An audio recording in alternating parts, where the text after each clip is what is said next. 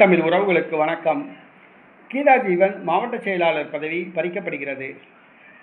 கீதா ஜீவன் மாவட்ட செயலாளர் பதவி பறிக்கப்படுகிறது என்ற தலைப்பில் இந்த காணொளியை காண்கிறோம்.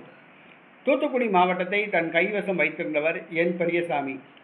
இவர் துறைமுகத்தில் மூடை தூக்கும் தொழிலாளியாக, சுமை தூக்கும் தொழிலாளியாக பணியாற்றியவர்.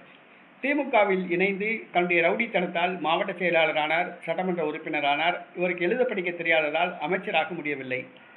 அவரது மறைவுக்கு பிறகு அவரது மகள் கீதா ஜீவன் மாவட்ட செயலாளராக, அமைச்சராக பதவி வகித்தார். தற்பொழுது மாவட்ட செயலாளராக உள்ளார்.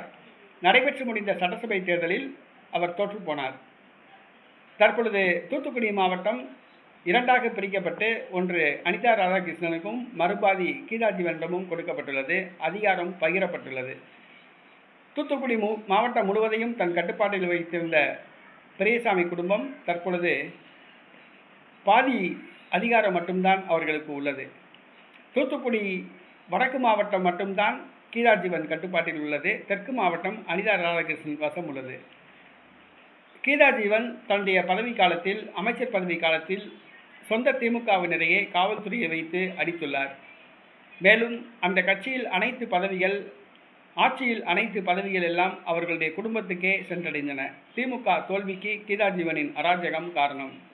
கீதா ஜீவன் தோற்றுப்போனார். அனிதா ராதாகிருஷ்ணன் வெற்றி பெற்றுள்ளார். தற்பொழுது தூத்துக்குடி மாவட்டத்தில் அனிதா ராதாகிருஷ்ணன் கை ஓங்கியுள்ளது. கீதா ஜீவனுடைய மாவட்ட செயலாளர் பதவி பறிக்கப்படுகிறது.